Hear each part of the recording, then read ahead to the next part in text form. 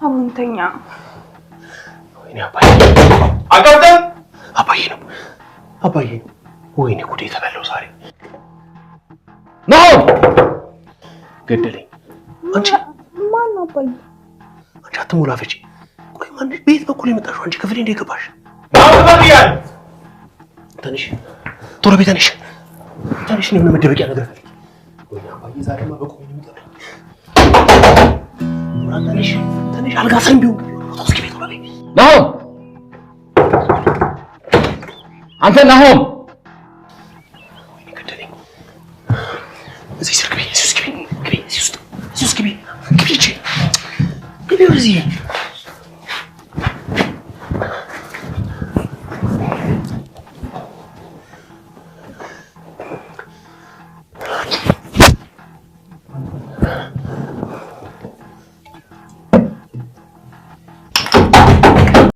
ሰላም እንዴት ናችሁ? ተዋናይት ቃል ኪዳን እውነቱ እባላለሁ።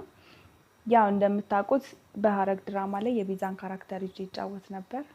እናም ኑልን ባላችሁ መሰረት ኑሃሚን ድራማ ላይ ጆይን አድርጌያለሁ። ኩራይቱብን ሰብስክራይብ እያደረጋችሁ ጠብቁን። አመሰግናለሁ። ቆይ እዚህ እንደምኖር እንዴት አወቅሽ? የሆነ ቀን ወደዚህ ስገቢ አይቼሽ ነው። እመኚ ልጄ ተከታትዬሽ አይደለም። ግድ የለም እኔ ተከታትዬሽ ነው የሚለውን ይዤዋለሁ። አሁን እንጀራ ይጨመርልሽ ወይስ በቃሽ? ብታምኝ ባታምኝ እህል ከቀመስኩ 2 ቀን ሆኖኛል። ብቸኝነቱ እረ ስንቱ ነገር ይነገራል። እኔ እስቲ ተይ መቼም ሄደንስ ብዬ አልጠይቅሽም። ምክንያቱም ከዚህ በኋላ ስለዛች እርኩስ ልጅ ማሰብ አልፈልግም። ይኸው ለሁለታችንም ፈጣሪ እጃችን እየሰጠን ነው። ቤት ኪራይ እንኳን የምከፍለው አጥቼ ይኸው ጎዳና ላይ ካለው ስንት ቀን ይመሰለሽ። ልጄም የት እንዳለች አላውቅም። እንግዲህ ምን ማድረግ ይቻላል? ሰው የዘራውን ነው የሚያጭደው ይባል የለ? እናንተ ቀና ልብ ቢኖራችሁ እኮ ለ4ም ለ5ም ቢሆን ቤት ተከራይተን መኖር እንችል ነበር። ይኸው አንቺማ የዋህነት አምላክሽ ደህና ቦታ ላይ ጥሎሻል።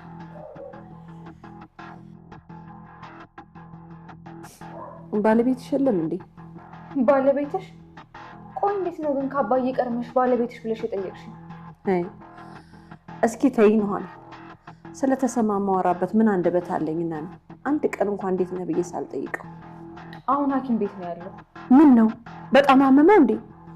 ወይኔ ተሰማ የትዳር አጋሪ እንደው ፈጣሪ ይቅርታውን ሳላገኝ ምንም ነገር እንዳታደርግብኝ አደራ። ቆይ ግን ይሄ ማስመሰልሽ መች ነው የሚቆመው? በእናትሽ ተይ እንጂ ልጄ፣ ክፉ አትናገሪ። ከዚህ ጊዜ በኋላ እንዴት ነው የማስመስለው?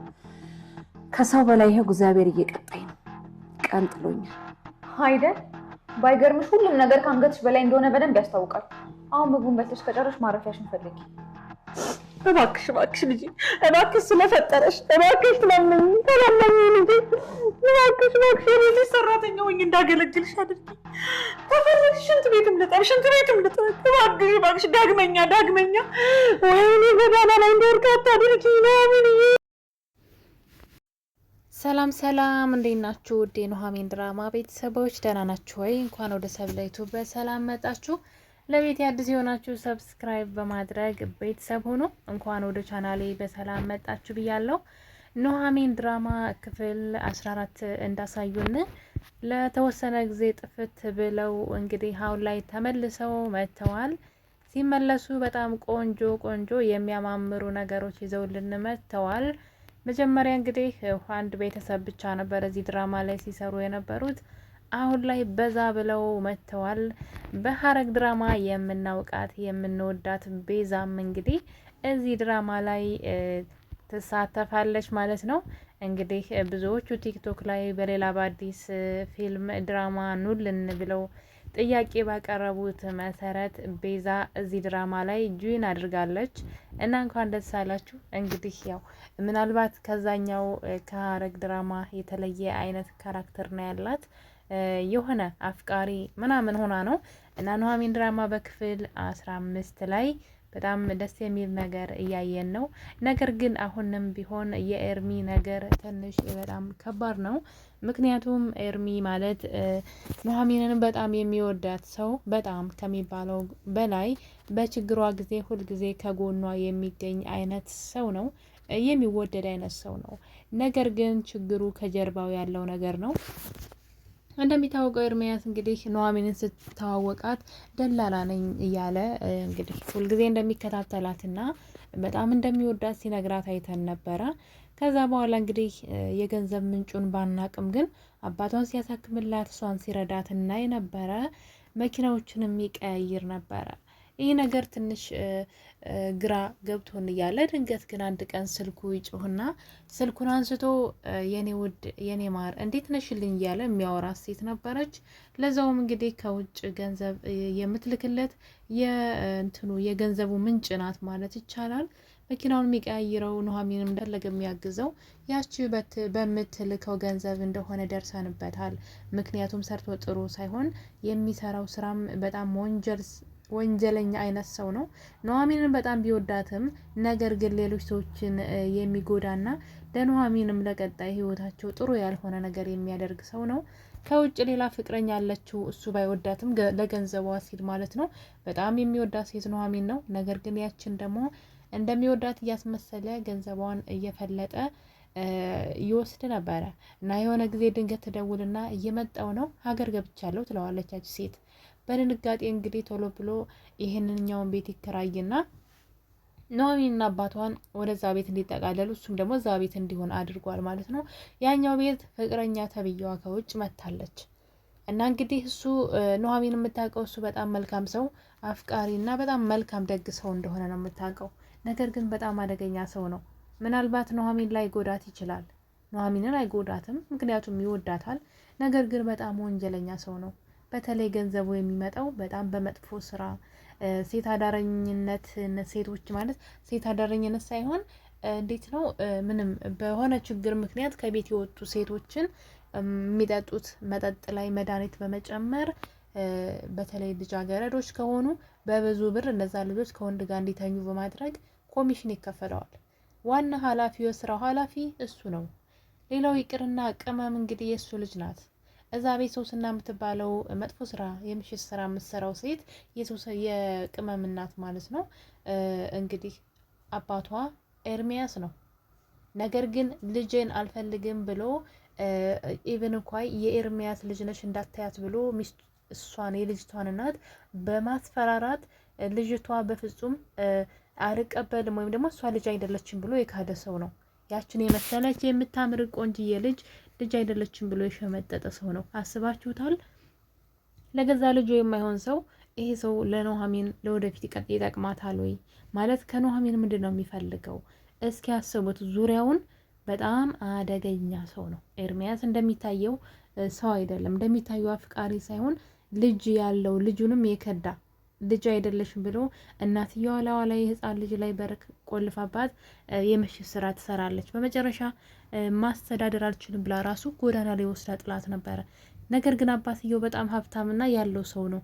ግን አልቀበልም ልጅ አይደለችም ብሎ የካደ ሰው ነው። ልጁ እንደሆነች እያወቀ ነገር ግን አይፈልግም። እስኪ ያስቡት። ይሄ ሰው ጤነኛ ነው? ሴቶችን የሚያተራምስ የሴቶችን ህይወት የሚያበላሽ ሴቶችን መጠጣቸው ውስጥ መድኃኒት በመጨመር ለሌሎች ለባለ ሀብቶች በመሸጥ ኮሚሽን የሚያገኝ ሰው ነው። በሴቶች ገላ የሚተዳደር ሰው ነው በአጠቃላይ ማለት ነው። እሱ የገንዘብ ምንጩ ደግሞ ይሄ ነው።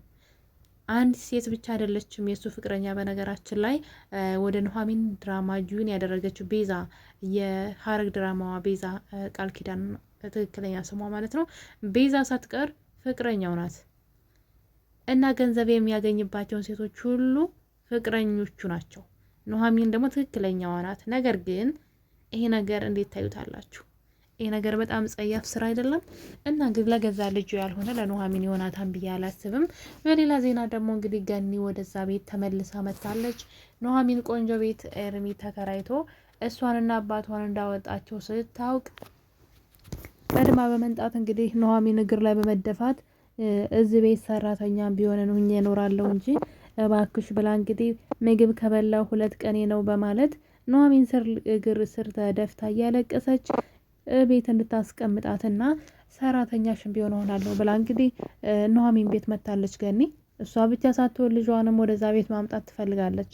ኤደን ማለት የኑሐሚን ህይወት ለማበላሸት የምጠጣው መጠጥ ውስጥ መድኃኒት በመጨመር ራሷን ለሌላ ሰው ወይም ደግሞ በቃ እሷ እንትን ምንድነው ብቻ ለወሬ የማይመች መጥፎ ስራ ኃላፊው ኤርሚያስ ሆኖ የሚሰራበት ስራ ማለት ነው። ኑሐሚንም የዚህ ሀበሳ ተካፋይ ያደርጓት ነበረ። ኤርሚያስ ያው ስለሚያውቅ ጉዳዩን በሱ በኩል ስለሆነ ስራው የሚሰራው፣ ነገር ግን ስትደርሰው እሱ ኑሐሚን ሆና ስላገኛት ያው እሷን ተከላከለላት። ግን የብዙ ሴቶችን ህይወት ግን እንደዚህ አድርጎ ጨልሟልና እኔ የኤርሚያስ ነገር ምንም አልተዋጠልኝም። የምሬ ነው ብላችሁ በተለይ ያችን የመሰለች ቆንጆ የወርቅ ልጅ አይደለችም ብሎ ሲክድ ማለት ነው። ኤደንም እንግዲህ ከሳችኋለሁኝ እንደዚህ ሳልፈልግ መጠጣው መጠጥ ውስጥ መድኃኒት ጨምራችሁ ራሴን ክብሬ እንዳጣ ስላደረጋችሁ ከሳችኋለሁ እያለቻቸው ነው። እዚህ ነገር ውስጥ ግን ኤርሚያስ እንዳለበት በፍጹም አታውቅም። ያወቀች ቀን ግን ኑሐሚን ታሳዝነኛለች። በጣም ከባድ ነው እና የኤርሚያስ ነገር በጣም ደስ የማይልም። እኔ ግን እውነቴን ነው የምላችሁ ወደ ኑሐሚን ህይወት ሲመጣ በጣም እድለኛ ናት። እንደዚህ የሚያፈቅር ሰው አለ እንዴ? እንደዚህ ዋጋ የሚከፍል ሰው አለ እንዴ ለፍቅር ብዬ ለኑሐሚን በጣም ደስ ብሎ የነበረ ነገር ግን ከዛ ተቃራኒ ነው የሆነው። አሁን ላይ ህይወቷን ሊያመቻችላት ምናምን በገንዘብ ሊደልላት ምናምን ጥሩ ሰው ሊመስል ይችላል። ምናልባት ኑሐሚን አሁን ላይ በጣም ገንዘብ የሚያስፈልጋት ጊዜ ላይ ነው ያለችው። አባቷ እንደዛ ሆኖባታል።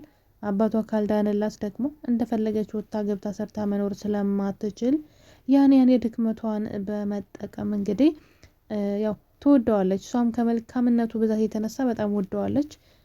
ነገር ግን እርግጠኛ ነኝ ይጎዳታል፣ በጣም ይጎዳታል። እሷን ሆን ብሎ ይጎዳታል ሳይሆን እሱ የሚሰራው ስራ ኑሐሚንን ይጎዳታል በኋላ ላይ እና እንግዲህ ኑሐሚን በጣም ፈርተዋለች። አሁን ላይ እባክህ እንዳትጎዳኝ እያለችው ነበረ። እኔ ግን እንደዚህ አይነት ነገር ኑሐሚን ቢቀርባት ባይ ነኝ። እንደዚህ አይነት ወንጀለኛ ሰው ማለት ነው።